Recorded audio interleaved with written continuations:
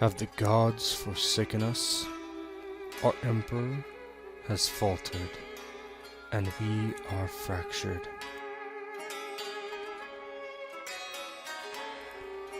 We are but playthings, marching to the drums that clap like thunder. We die with a scream and a cold breeze.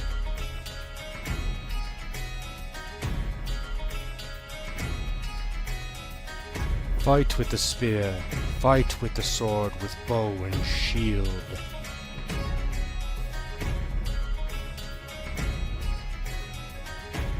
Take back our shores of Korantia. Turn the gods' eyes back to us. Make them see our courage, our honor, our glory.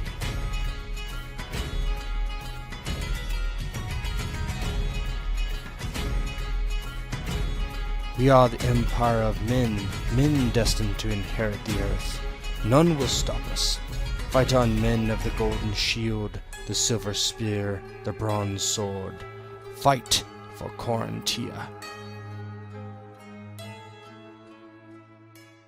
To talk about is kind of our game in general. Obviously, this is based on Shores of Korantia, but that's kind of as far as it goes.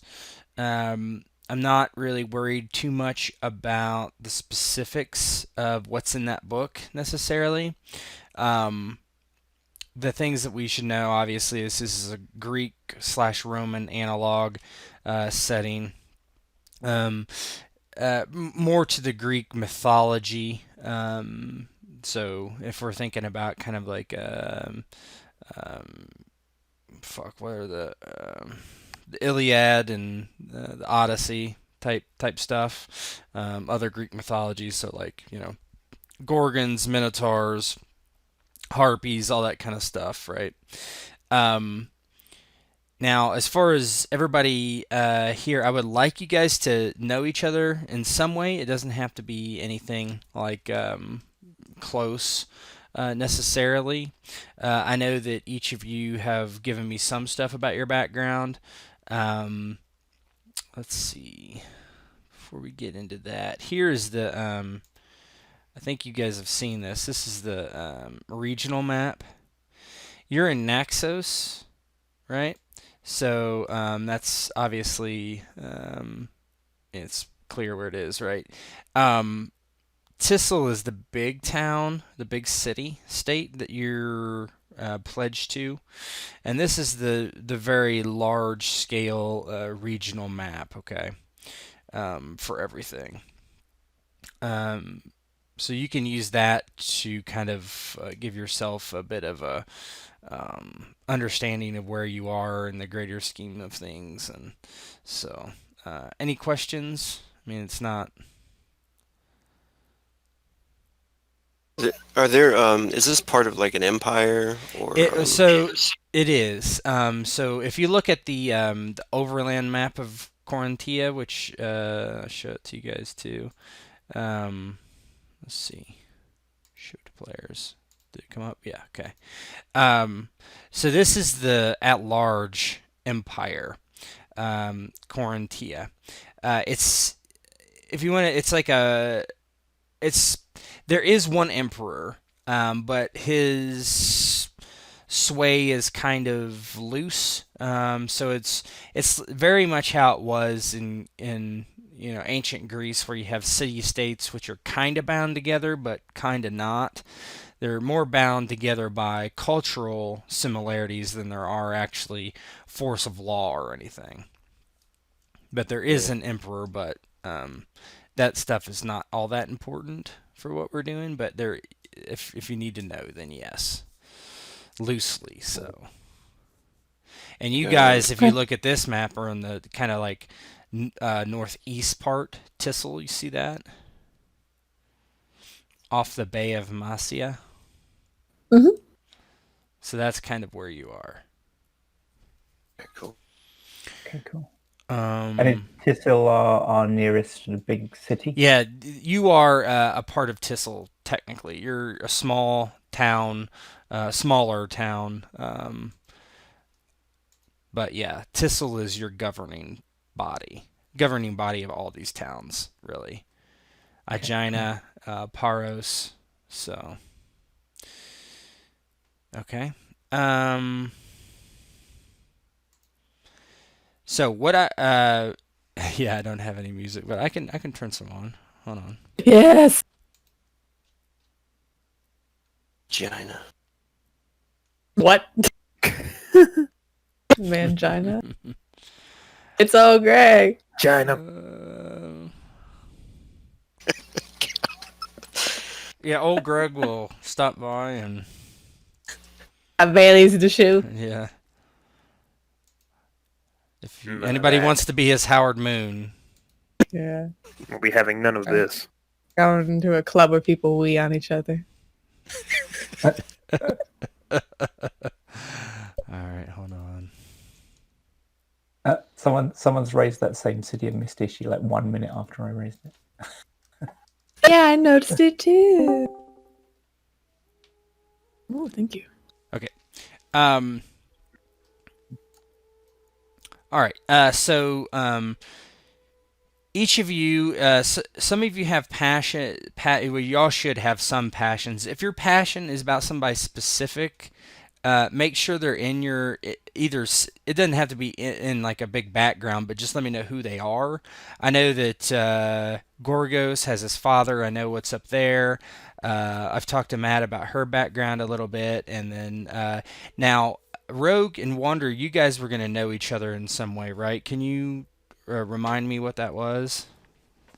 Yeah. So, my character's big thing is, he's a stoic. So he really believes in living life by virtue rather than passions, and so we figured that he could have, and this could be a link to more than one character actually, but if he's actually seen any sort of family suffer injustice, he would consider it a virtue to kind of help them out. And one thing about my character, he comes from a wealthy family, but he himself is not particularly wealthy. And I thought maybe an explanation for that would be that he gives away money to help sort of families that he feels have suffered unjustly. Well, that could help. That could tie into both the other characters too, easily. Gorgos's family. Correct me if I'm wrong, Ghost, but your family was pretty much what's the word I'm looking for? Lost all your status because of your dad's black magic stuff. Yeah, basically, mother of the family passed away after birth to the youngest sibling, and it tore him apart, and so he disappeared for a few months. Came back with a renewed sense of hope. People thought it was a spiritual thing, and come to find out that he found a book of black magic and tried to bring back Mom from the dead. So I made the arrest, hoping it would try to absolve our family of any connection to it. Didn't want it to appear as if we were involved in any way, but everybody else didn't see it that way, and they just think we're all scumbags now. My character with Devstineus would be very sympathetic with that. He'd had no time for what your father had done, but he'd say, yeah, there's nothing more you could have done. You've done the right thing. You turned him in, and he'd have definitely tried to help the family. He would probably have done it fairly covertly, but yeah, he'll have. And he's an older guy, so he might have been kind of around while the character was growing up as well. I would expect if you're a physician, you might have delivered some of the children in the family. Yeah, it's quite possible. Yeah, maybe you delivered the child that killed the mother, something like that. Oh, yeah. Yeah. Feeling maybe it's right that if I couldn't save her, that I try and help the family there. Maybe that's another possible tie. Okay. Phaedra's mother and her recently moved here, probably in the last couple of years, I'd say. They're more reclusive. I'd say Phaedra's mother mostly stays in the house, but a lot of the times if she's out wandering about, she seems a bit kooky, crazy, and Phaedra usually tries to usher her back home. I'd say Phaedra mostly. She's trying to make money for the two of them because she's really the only one. So she mostly works as kind of a guide, and but I don't know if there's any real injustices. I'd say, but Phaedra doesn't really believe in any of the local gods or anything like that. I mean, it could be simply that they're poor and you've given them Yeah. charity before or something like that. Mm. Is it Cineas? Is that how you pronounce? I was going to say Cineas. I was gonna say it Cineas. that way. Yeah. Cineas and Aegeus, I guess his name is. Aegeus. Googled that one. I was thinking it'd be perfect for what I did. Long story short, Aegeus was the son of a wealthy landowner. According to my roles, my background roles and stuff, I guess we were a prominent family at first, and then we became poor later. And then we rolled like that everybody was dead in my family, and that I had a couple of enemies. So I wrote in the backstory for you. Just let me know if any of that is like off. That should be fine. That when he grew up under his father's rule, his father was, I guess, part of the Senate as well as owned a vineyard and a farm. Wealthy landowner. The family was supposed to pass all of this to him and his brother, but I was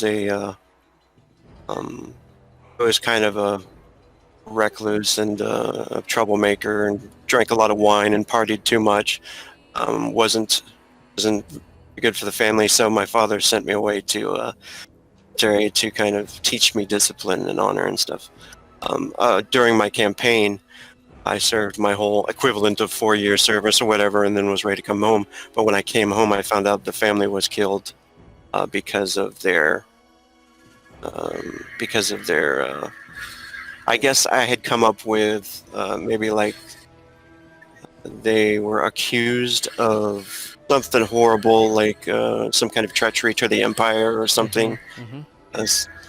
And the snake that wanted my father's house and all of his property, that also was in the Senate, outsmarted him and falsified information to get him condemned. So I came back. That's what I kind of found out, was that guy had totally ruined my family and killed them all executed. So my plan was to go kill them in my drunken stupor when I was found by Cineas and kind of nursed back to health. And then that's when I kind of lived with him for a while under his protection, kind of a father figure type thing. And then I guess Aegeus would have defined a better path, so he joined the Paladins or the Templars or not. And now he's still kind of struggling within the temple on whether or not he's going to stab his spear through that enemy and the enemy's son. Do you have that family name at least? If you could get that family name, if you have it, and because we'll do a passion for that, a hatred passion for them. Okay. All I wrote down was I tried to write everybody's names so that you would have maybe NPCs. Yeah, perfect. Okay, so I'll look. I haven't quite looked at your background yet, so I'll look through that if you have it, and I'll add the passion for you. So yeah, go ahead. One passion that I have that mentions an NPC is my character's brother. Okay. He's got a brother called Anaxios. Okay. And his background, this will be possibly a link to why he'd relate to Ghost's character, but his family is known to be his family are very wealthy.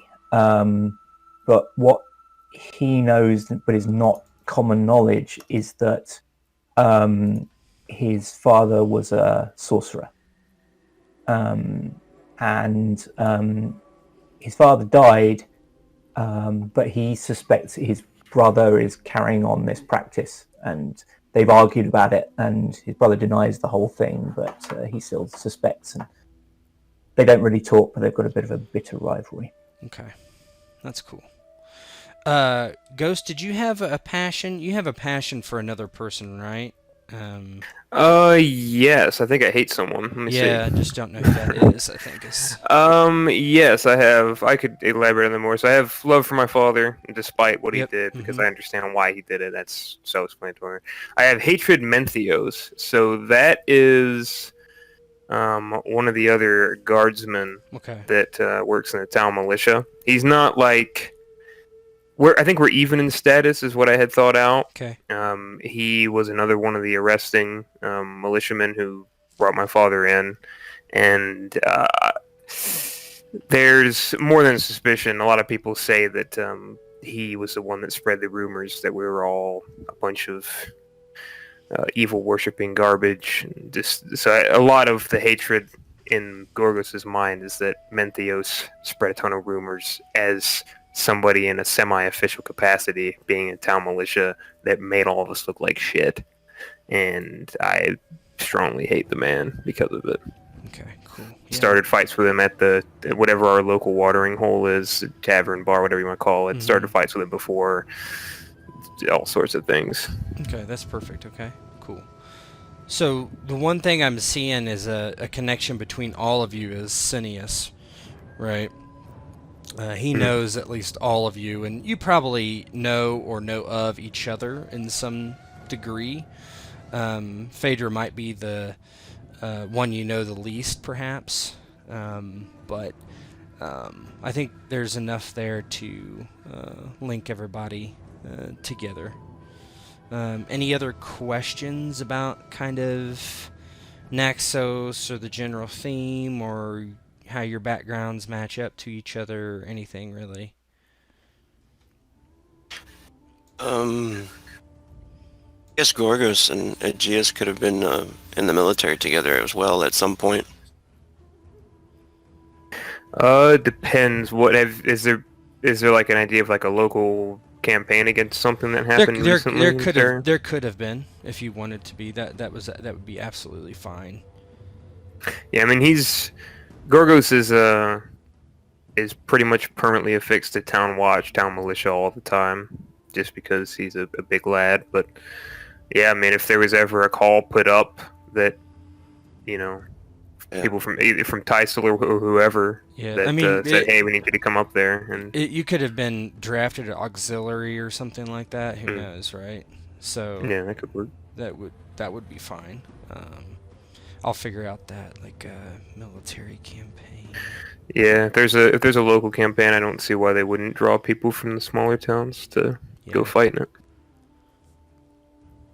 I have an idea. Probably us first before their own people. Yeah, probably. I have an idea that maybe you guys were shipped across the sea there on boats to fight some distant foe or something to maybe settle a new colony on a distant island. Just some random bullshit fight that you should have never been in, right? Like, let's go conquer something just 'cause, right? So that would be cool. That would make sense too, on like why I never got any information on my family at all until I got back and they were all dead. Yeah, you were just off across the sea somewhere. You could always do the classic medieval thing of let's just go and conquer something because we've got too many angry teenagers hanging around. Yeah, man. Rape and pillage. Yeah, spread our gods, that kind of thing. Our gods. Yeah, and our seed. Spread that. Yep. Conquer. Fuck yeah, spread it. Okay. All right. I think any other questions about the theme, background, characters, stuff like that. I'm keeping it like loose on purpose, right? I don't want to pigeonhole us. Yeah. Wonder, were you gonna say something? Yeah, I was going to say, I was just figuring that my character doesn't know, he's not particularly good with weapons, but I was going to say that he's kind of in the sort of levy, in the kind of militia, but he's done a lot more hunting than he has fighting, because I thought that might be another possible link to Matty's character, that he's got this ability to sense blood. So he's very good at tracking wounded animals, and if a wounded hunter's got lost somewhere, he's very good at finding them. So, and he enjoys hunting, so that might be another possible link. Yeah, I'd say so. That's kind of what she's, what she does mainly. It's hunting, navigating, and tracking. Kind of in, I'd say, the outlying area. So, kind of what her main job is like hunting animals and bringing them in to town. I'd say to sell to the merchants and whatnot. Maybe at some point there's a time where Phaedra was injured in the woods, and that could have been where we met. If you're kind of going out there and trying to find lost hunters or whatever. I actually, that gives me an idea. I'll so yeah, we can talk about it now. What if okay, so Rogue, maybe you got so this will help you know Phaedra a little better. You got a vision from Lannis to go find this hurt person in maybe that swamp northwest of you, and you needed Cineas to help you go find her because you knew that he was the best tracker that you knew, and then he helped you deliver you to her. Sounds good, yeah. And there's reasons for that, but yeah, I think that would help tie in nicely. Are you guys okay with that? Yeah. Yeah, that sounds good. Okay. And I guess Phaedra would have some idea that there's something odd about Cineas' ability to find people, because she could probably tell he's not a great tracker, really. Yeah, magic is fairly common, so it's not, right. Wouldn't be strange for you to have folk magic rights, so. Yeah, this was just a background ability, actually. He's just gonna, in a sense, but yeah. Okay. All right. Okay, let me write that down before I forget it.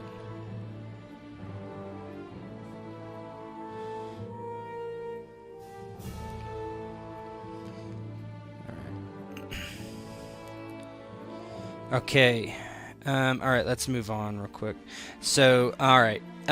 First thing I want to talk about is just the system in general. So, this system's built on basic role-playing, Call of Cthulhu, Delta Green, RuneQuest. This is RuneQuest, actually. So, as you see the last roll for Phaedra, you see how that is. That's very obvious, right? You're going to roll a D100. You want to meet or be below, and has your difficulty levels there. Check marks are successes, stars are criticals, X's are fails, and I don't know what a fumble is, but there's some sort of thing there for a fumble. It keeps that all tracked for us, so we don't have to remember, but there's a calculation. Basically, it's just some percentage of your skill level, which makes hard, easy, whatever. Everybody got that? It's pretty easy. Yep. Okay. The next thing, so that's the easy part. So, when we get into, so the normal system is you roll, and that's your test. You have your skills. Just kind of segue into your skill buttons. So you should have 3 total skill buttons. Okay. One is professional skills and passions. One is standard skills, and one is, or there 2 standard skills divided by alphabetical, A through I and L through W. So all your skills are in there. So that in there, they should come up in your chat windows. So, and it should whisper to you, the chat windows. So you should see everything in there. If you click one of them and it doesn't work, just let me know and I'll fix it. But everything should be set. And so that's just your standard roles. Okay. Things that need to be rolled and put, like your actual roles, everyone can see, but your chat windows just whispers to you, so it's not just spamming the chat window. So that's pretty standard, nothing out of the ordinary there. Everybody has the same standard skills, and then professional skills are based on what you selected themselves. Okay. Getting into and just stop me if you have any questions, because this is where it's going to get a little complicated. So combat. Combat is So let's start at the top. Combat goes in rounds and turns and cycles. Okay. So, or actually round cycles and turns. So you have AP, action points. Action points are used, every action you do spends 1 action point. This is your green bubble. Okay, so Cineas has 3, Aegeus has 3, Phaedra has 2, and Gorgas has 3. It's a derivative of some of your stats, which I don't really know off the top of my hand. Your character sheets are actually really good. They're just kind of busy. So knowing where to look on those is good. The compact part of your sheet, that tab is really good just for an easy view of everything. So it'll have all your skills. It should have all your attributes, all your characteristics, your armor, your fatigue level, etc. Okay. So the way combat works is the first thing you're going to do is roll initiative, like always. Your initiative is, again, a combination of various things, and a roll of, boy, I'd have to look what the roll is. I think it's 1d20, and added a modifier of some sort, which is calculated by characteristics and your encumbrance. That'll be the first thing. That's obvious. So init first, and then the next thing. Once you go, I should have a handout for combat actions. There's various things you can do, but everything you do does cost 1 AP, and I'll try to keep track of your AP. So I'll be subtracting them. And so when you first start, you're going to be in the first cycle. Everybody with an AP will go. Then you'll go into the next cycle. Everybody with an AP will go. And then the next cycle, everybody with an AP will go, right? Until no one has AP. Okay, you can use AP for offensive actions and defensive actions. Okay, so like if Cineas attacks Aegeus, he spends 1 AP. If Aegeus wants to defend, he spends an AP. Okay? So when no one has APs left, the next round begins. Okay. Any questions so far? Yeah. That's cool. I was thinking you'll use your AP each. So you just each get 1 AP and you're just rotating between AP. Yeah, until... it's not nothing like Heroes and Hardships, right? It's not yeah.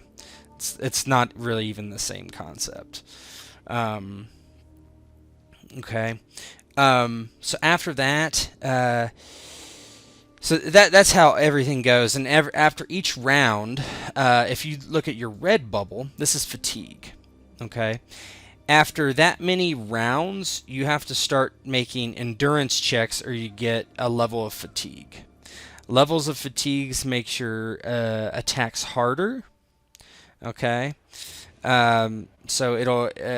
So for instance, I'll just so if I say fatigue level winded for Cineas, if you go ahead and roll a one of your combat styles.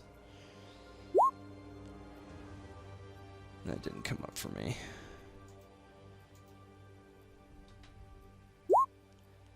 There you go. Yeah, so give me a sec. Need to there and then combat style. Yeah. See how it says hard due to fatigue? So now everything's at the hard level. Okay, and as more fatigue grows, the the harder it becomes. Okay. So that's your red bubble. That's how many rounds that takes to start happening. Okay. So if it comes to your AP, if you want to rest for that AP, does it give you any stamina back, or is it? No. No. The only way you get stamina back is by the end of combat. Okay, yeah.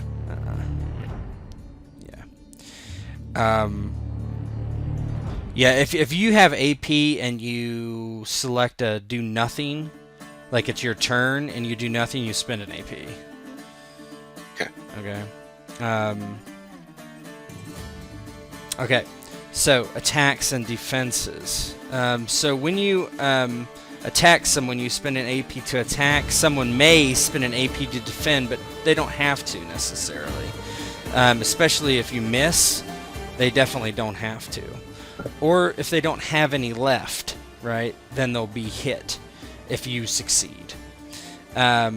So on the offensive and defensive ends, there's different things you can do, but the most simplistic thing is attack and parry. Okay, so if you look at page 51 in the book, it's called differential roll results. Okay, so if you read this, the protagonist, it shows what happens.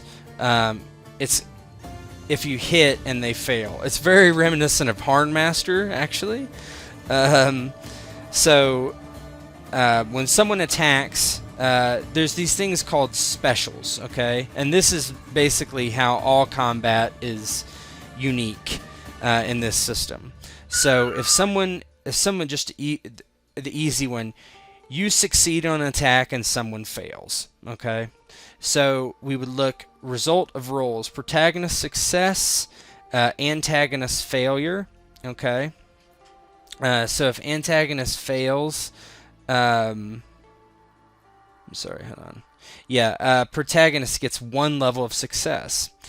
Now, when you get 1 level of success, there's a special you can do. The first thing you do is you figure out what special you're going to do.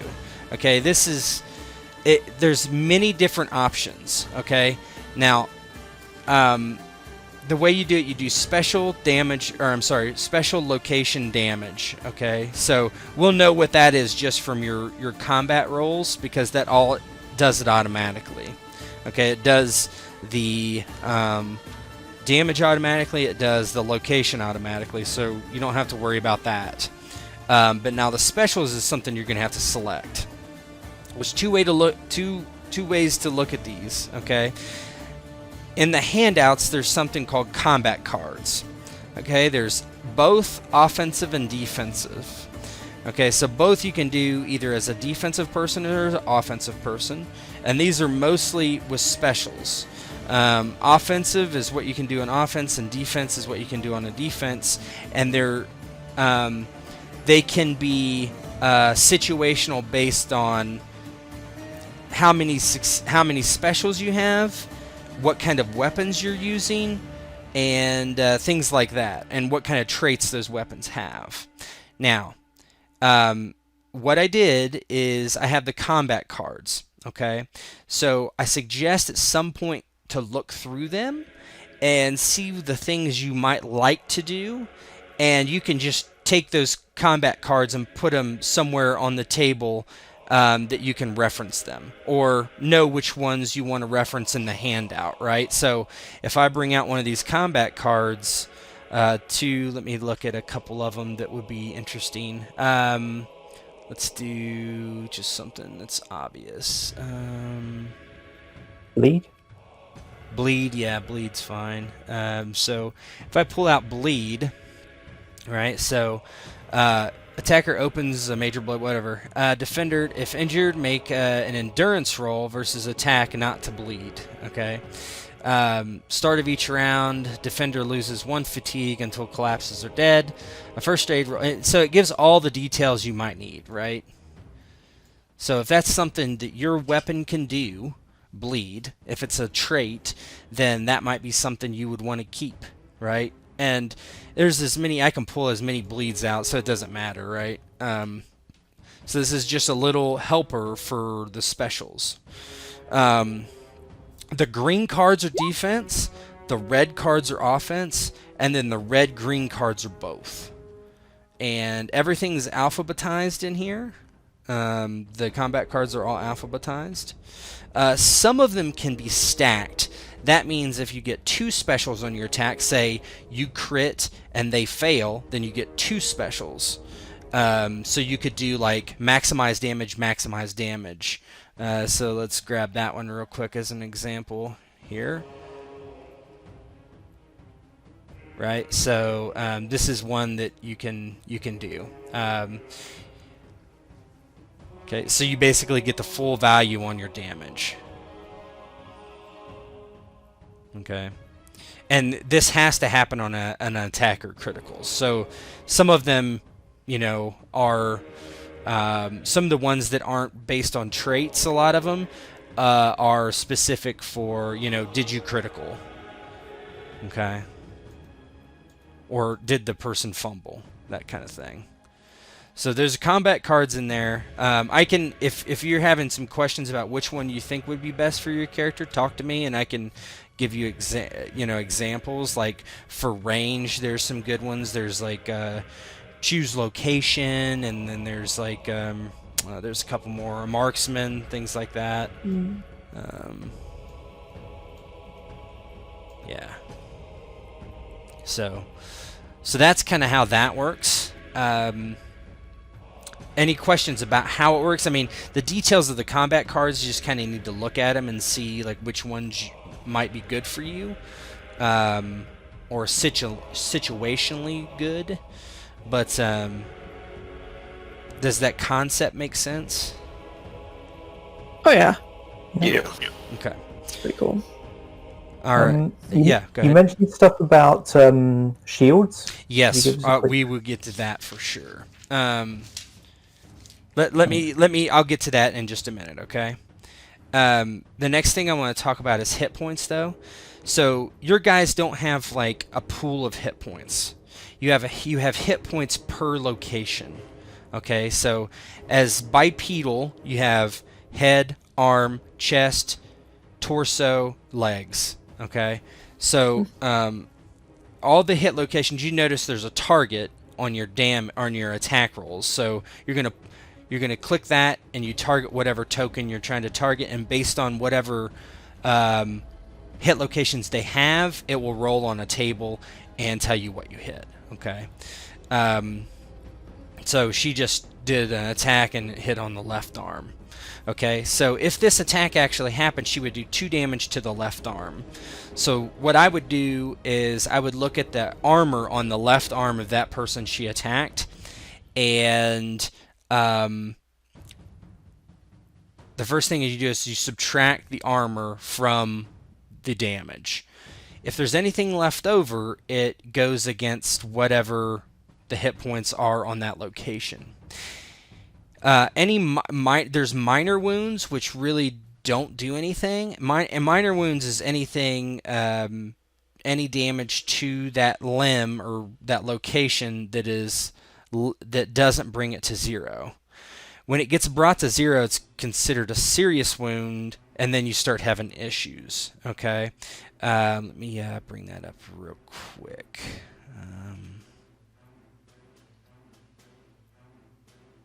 Where is it? Where is it?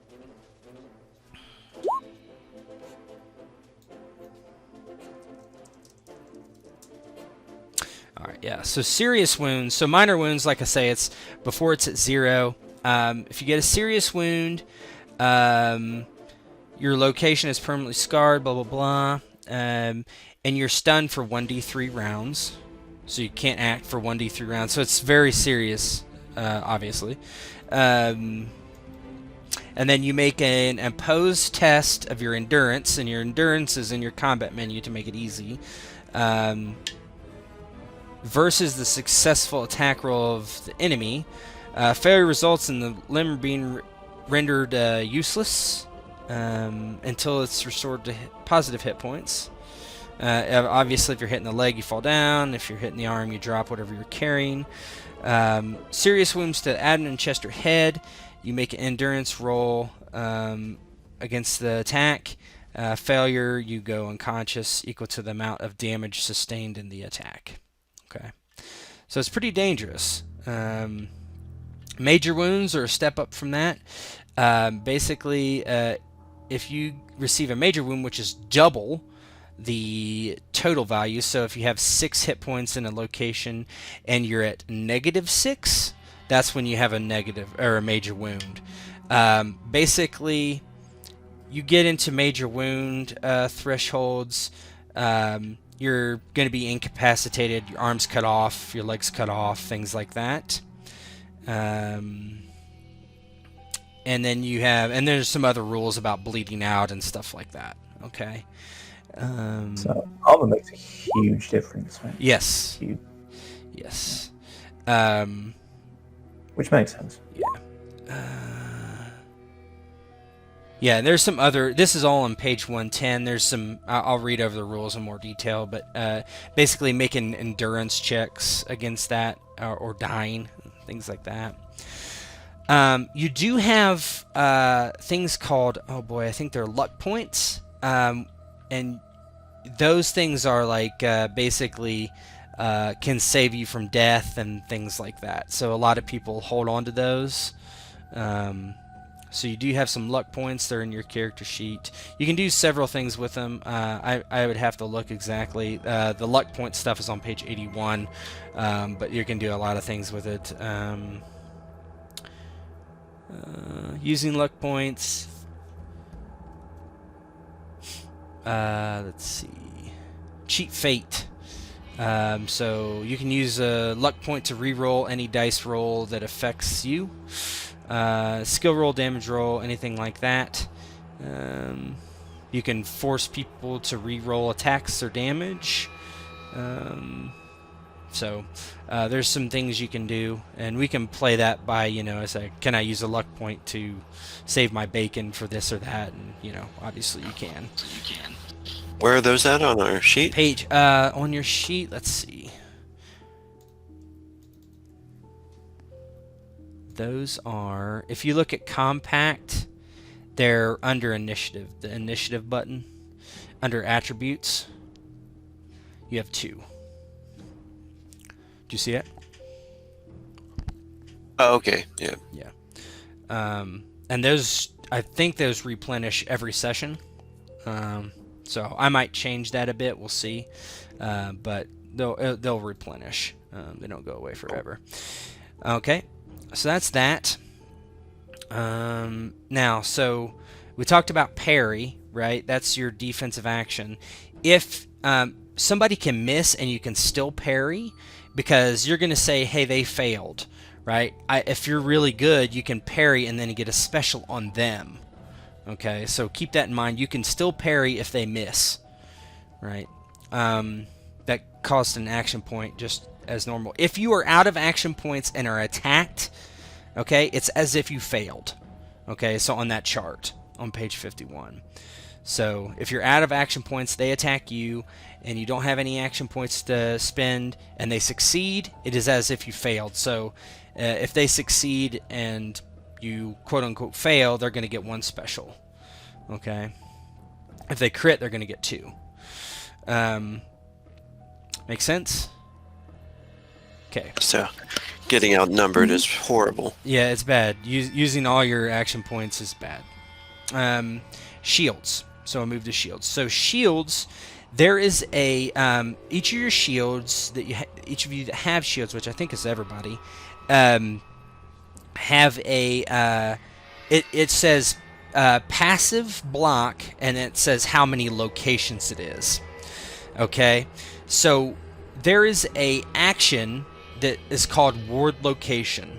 Okay, and you can use your shield to ward location. This means if you're hit in that location after you do this command, it is as if you parried with the shield. Okay, so it's going to hit the shield every time. So that brings us to something that we need to talk about, which is weapon size. This is there's a handout for this that is important. Let me grab it. Where the hell is it? System. Damage reduction table. Okay, everybody should see that. Your weapon, whatever you're blocking with, needs to be within 2 sizes of the weapon attacking you to parry all damage, or to parry the blow and avert all damage. If you're parrying with a smaller weapon by more than, or by 2, so if you look at this, if you have a small weapon and you parry against a large weapon, you actually deflect none of it. If you have a small weapon and parry a medium weapon, you deflect half the damage, and so on. That chart shows you there. Now, your shields are usually a size that can block things, unless you're fighting some guy with a huge weapon. So when your shield is hit on that ward location, you are going to deflect most, if not all, the damage. Okay. Now, when you select ward location with your shield, you select which locations you'll be warding, and you're stuck with that unless you change it, you do another ward location.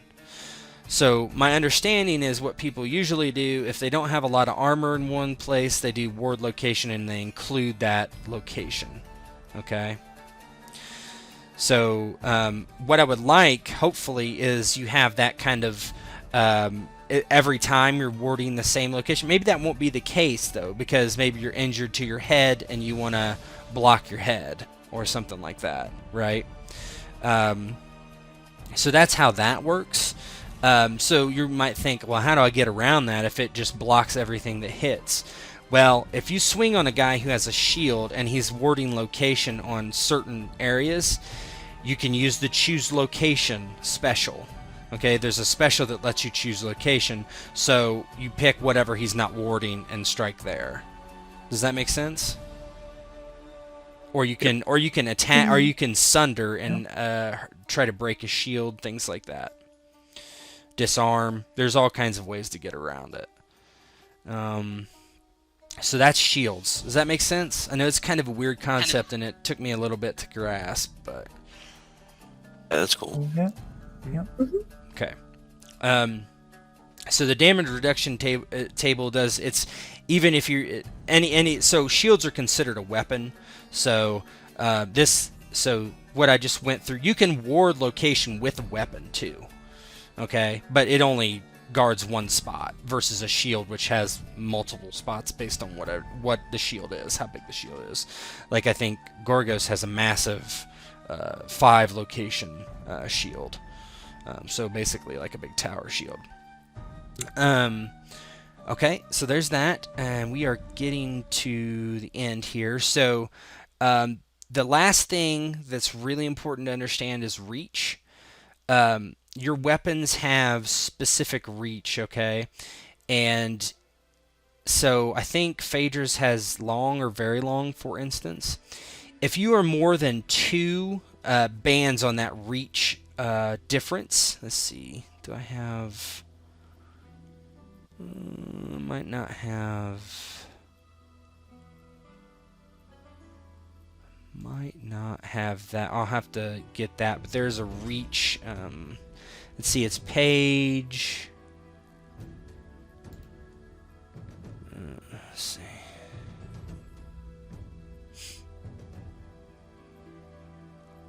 think it's 106. Yeah, page 106. It says weapon reaching, closing, and opening range. So if you are at a range disadvantage of 2, so for instance, I have to get the actual list of the different ranges. I'm not sure where that is off the top of my head, but say somebody's at short and somebody's at long. I know that's 2. You cannot attack. Okay, you start off being at a range disadvantage. Now there is a action that lets you get into short range. Okay, and so the person with the long weapon has an advantage at longer range, but the person who has a short weapon is an advantage at shorter range. But when you start in quote unquote engaged, now this system is not all that like grid tactical, so you're engaged, you're just kind of in the same area. If you're at range, that person can attack you, but you can't attack them. Okay, if you have the shorter weapon. But if you, as a shorter weapon, get inside that range, you can attack them, but they can't. They can defend and they can hit you, but not at full capacity. They can only hit you with the haft of their weapon or the pommel or something. Does that make sense? Yeah. Need to see the range bands. Yeah. just So for instance, Yeah. if you are, let me find the. That might be down in equipment.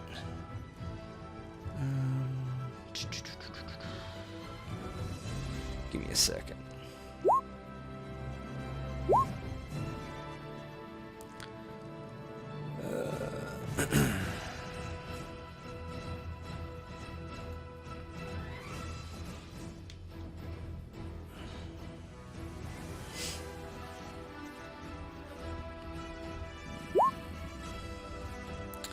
Hold on. I knew I was missing one thing. It's this table. Range weapons. I want the ranges.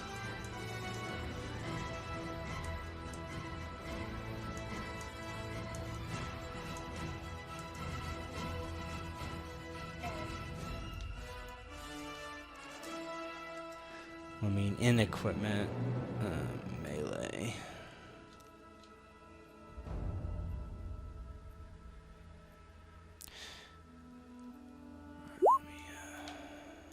See if I can find reach.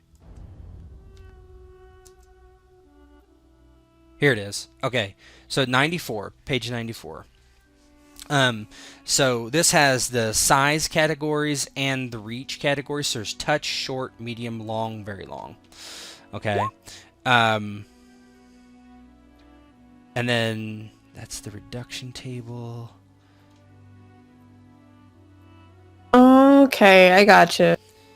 I understand that now. Yeah, so for instance, if you have a short weapon and they have a long weapon, okay, the person with the short weapon at first could not attack them, okay, but the long person could attack them perfectly at range. Now, there's this is actually a special too, is close range or open range. So that's the thing you would have to do to get inside or get back away, right? So that stuff is on open range. So 98. This is not the detailed part though. 98's where all the actions are, but that's not really good enough for what we're looking at. So really it's 106 is what you want to look at. So I think you have a long spear, right? So I think you're at least long. It's very long. Yeah, so it's very long. So that's good for you at first. So fighting at longer range in this situation, let's see.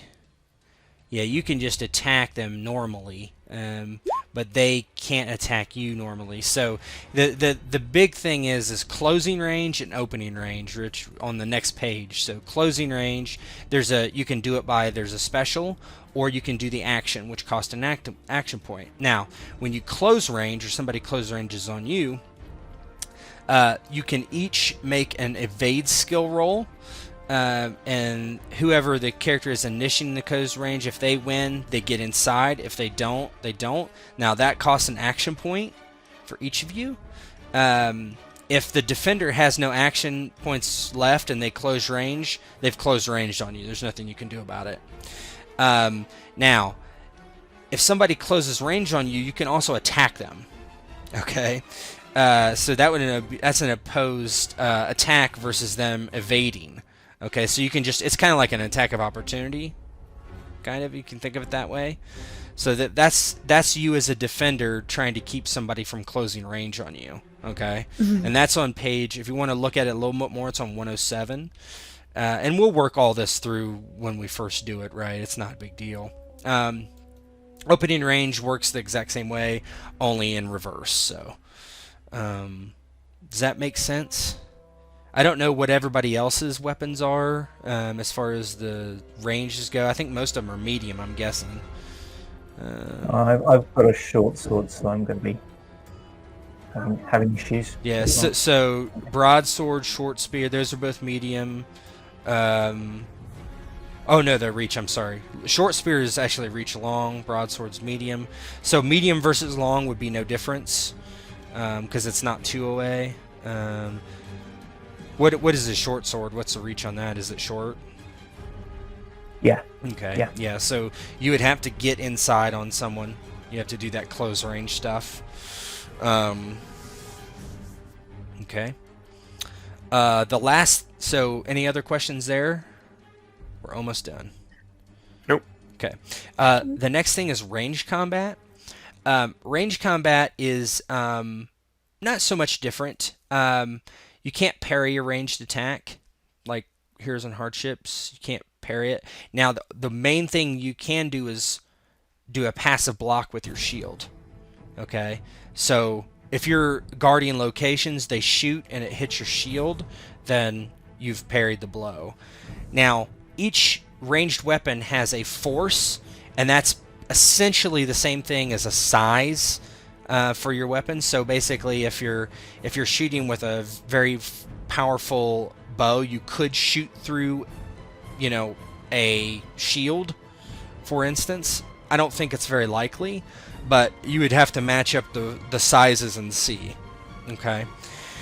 The way a archer gets around this, the only way they can do it really is by a critical special. There's a critical special that for range people they have to critical, and it's choose location. They can't choose location normally. If you look at the combat card for choose location, it shows that. So if you're shooting on somebody with a shield and they're covering up, a shield is very good against an archer, basically. But otherwise, somebody without a shield is absolutely fucking screwed, because there's no way they can avoid someone shooting them if that person succeeds on their roll. Does that make sense? Mm-hmm. Yeah. There are some things, there's distance penalties, aiming, stuff like that. I'm not going to go into that level of detail here. That stuff's on page 108. But I think that's all the basic stuff. I know it's a lot to take in. Our first combat will go very, slowly and make sure we work through everything, and I'm sure I'll make mistakes and whatever. We'll deal with it. But hopefully I think the important thing for you guys is to look at what combat cards that you might want to use and have those ready. That way you don't have to be like looking and saying, okay, what do I need to, what can I use, what might I want? Now there's some special situations maybe you would want to look through them, but I don't think anybody wants to sit here for 5 minutes while people look at what specials they can use. Okay, and get with me if you want to talk about what you think could be useful for you, and we'll look at a couple options or whatever. Okay, I think that's it for combat. I want to do magic real quick, which is pretty simple because of the magic you guys have. Folk magic is very, very simple. They're just cantrips, really. So in magic, there's something called intensity and magnitude, but for both theism and folk magic or rites, it doesn't matter. It doesn't come into play. So you don't have to worry about intensity or magnitude unless you want to take another school of magic, then we'll talk about that. Okay? So basically for folk magic, you just roll your rites skill, and if you succeed, you cast it. Okay? That's as simple as it is. Some of them have different durations and ranges. That's all, very obvious stuff. Touches, you touch someone. Range, you have to be within, I think, your rights skill in meters, so pretty far away. If you have 50, that's your range thing. So that's pretty easy. Now, theism, which Aegeus has, is a little different. Before we move on, your blue bar is your magic points. I know that Gorgos and Phaedra don't have any magic at this point, but that's what that bar is. It's your overall magic points. Aegeus, I'm going to change yours a little bit because of the way theism works. So the way theism works is you have magic points and you have a devotion pool. Your devotion pool is actually what you cast out of. And that it's weird because your devotion pool is based on your devotion skill. So, say you can have 9 magic points, but only 4 in your devotion pool, so you can only use 4 until you pray or make a sacrifice. So I made a handout for you specifically for this. Let me find it. The Cult of Lannis Magic. Okay, so to replenish your magic pool and fill your devotion pool, spend 24 hours at a Temple of Lannis in prayer, fast, etc. Okay, so that's what you would need to do to fill up both. Magic pool gains and losses. You gain 1. This is universal. You gain 1 magic point per day normally. Using 0 magic point rules. So if you're down to 0 magic points, there's a bunch of different rules you can use, but this is what we're gonna do. Fatigue. You can still cast spells with 0 magic points. However, you take 1 level of fatigue when you do, and you have to make a willpower roll to perform spells with 0 magic points. And if you fail, you just pass out. Okay. And then each cast attempt increases the difficulty by 1 level. And if your devotion pool is 0, Rogue, you can't cast miracles. So you can also fill. There's a couple different ways. I kind of made this up because it's not very clear. You can fill your devotion pool by making a sacrifice of an animal, and depending on how good that animal is that you sacrifice to the gods, I'll determine how much it fills your devotion pool up. Okay? So if you sacrifice a bull, you're probably going to get all 4 or whatever your devotion pool maximum is. Okay?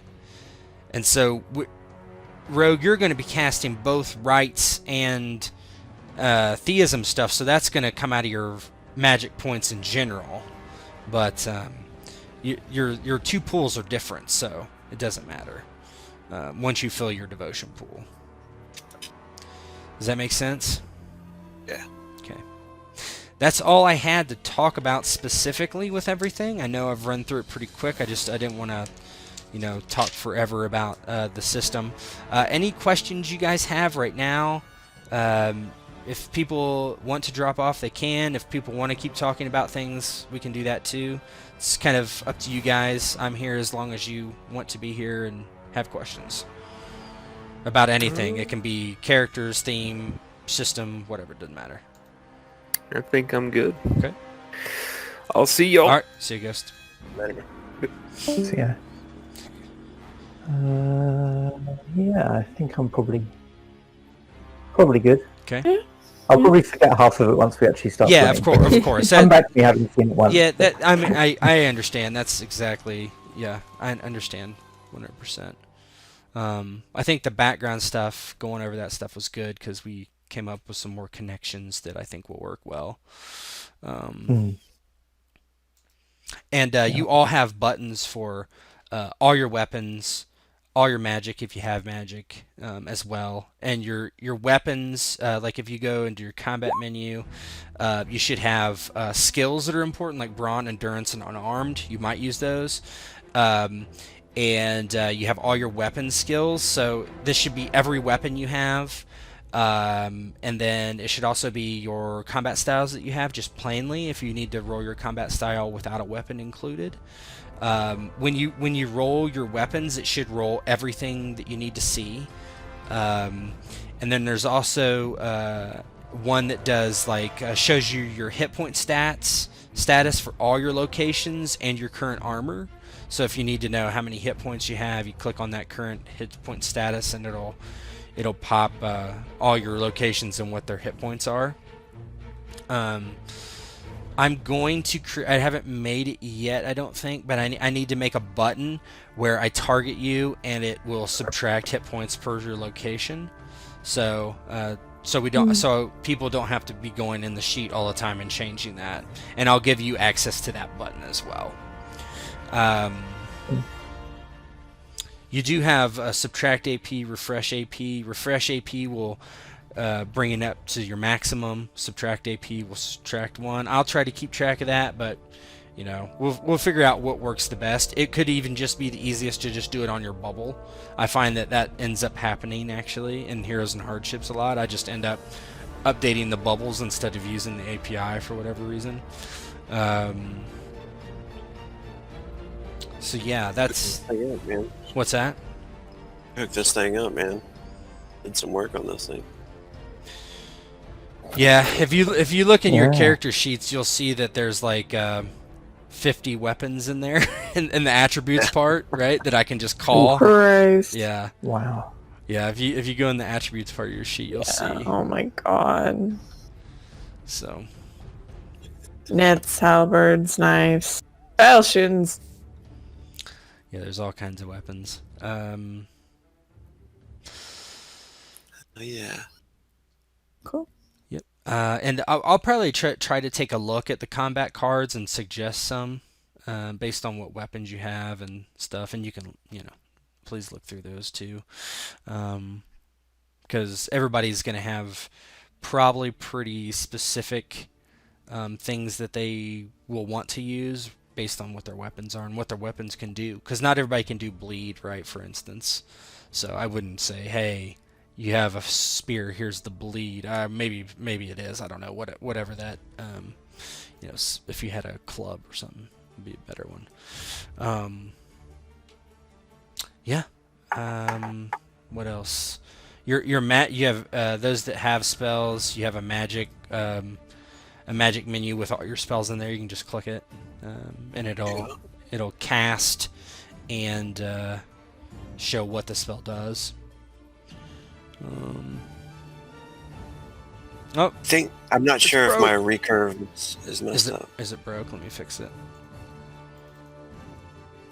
It looks broke to me. I think that's the only one. Let me see if it's a combat menu break or... That looks like a combat menu broken.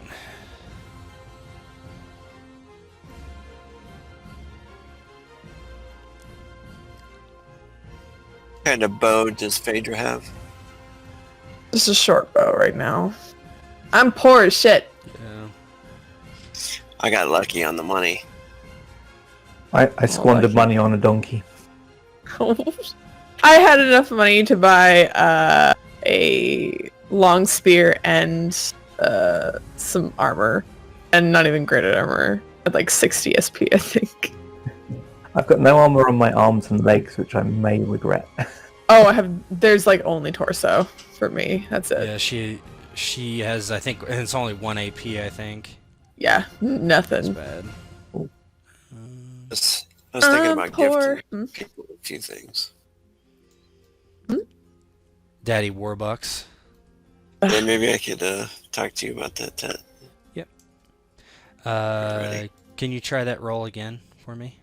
Your recurve bow.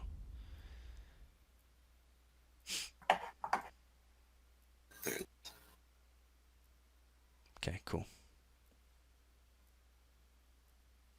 Nice. And you'll notice that there's some weapons. The macro is kind of built in a way where you can't always see it. But you add, like, if you look at the javelin attack, for instance, you see 3 + 1d2. Based on your size and your strength, it adds a damage modifier for some weapons. Whatever that damage modifier is, based on whoever you are, right? Some of you have 0. I think 2 of you have 0 and 2 of you have 1d2, but um, some weapons it doesn't matter. Like if you're firing a bow, obviously there's no damage modifier, but anything that's you're throwing usually has one. So, what else? Any questions? Is there any way to Think get so. cover from the bow? You can get. If you succeed, you can dive into cover. That's one of the things. I think there's maybe evade. Let me see. Can you evade? Let's see.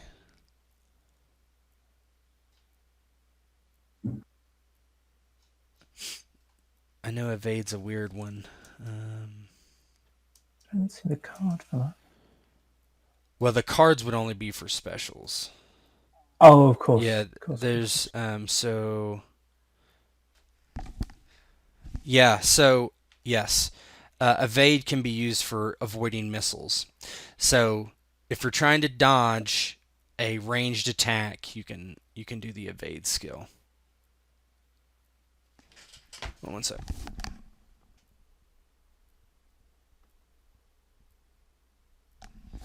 I love the fact there's an action called dither. Yeah, well, it's made by your friends across the pond there. So yeah, as you can see, That's the excellent. way maximize is spelled. Oh, yeah. Yeah. What? Aluminium. What's that? Aluminium. What did you say, Rogue? Zed. Aluminium. Mm. Yeah. Yep. Have you seen Parks and Rec? No, I started watching it. Never really got into it. But I should get back to that. Aluminium. But now you say it.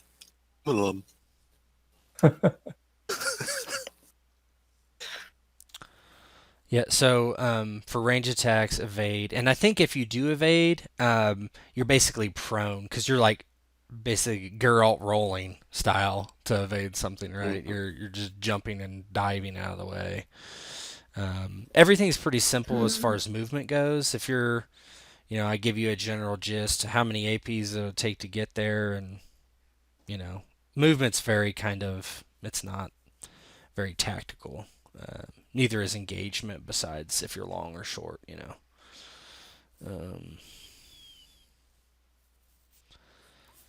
then, yeah. Yeah, and just, you can grab those combat cards and... Cool. Anything else? Yep. No, Think I so. think, good. Combat's going to be pretty brutal. Yes, it would be pretty brutal. Probably good that we've got 2 people that can heal. Yeah, right. I wrote in the backstory too that you had taught me pretty much the heal, and Oh, cool. then I started to expand on that while I sat at the temple with nothing to do. Teacher has become the student has become the master. I have a pretty cool. There's the heal, and then there's the cure malady, which is like a poison and a disease type of Yeah. miracle. Mm-hmm. Oh, nice. Yeah, I just have the skill and the folk magic. I think we both have the folk magic heal, and then Cool. Yeah, if you find any buttons that aren't working, let me know. I'm pretty sure all the standard ones work, but I had to do all the professional and the weapons custom, so there I might have made a mistake on those. So, Cool. Okay, I better drop off, and I can. My kids are going to bed, so I'll go and say goodnight. Okay. Thank you very much. You've got a ton of work on this. Very impressive. Thanks Hell very yeah. much. Yeah, not a problem. Cheers. Have a good evening, You guys. too. Yeah. I mean,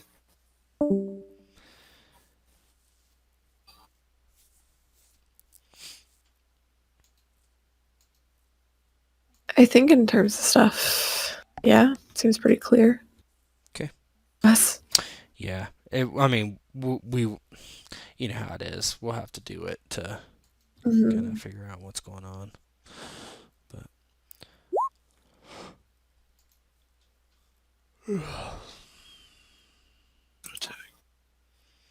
yeah, that's like if you're doing a shield bash. yeah. But all right. I hear Hartley for some reason, so I'm gonna go see why the hell he's still awake. But Right. all right. Y'all have a good night. Yep. I'm gonna head out. Yep. Thanks. Have Bye. a good night, yo. Bye.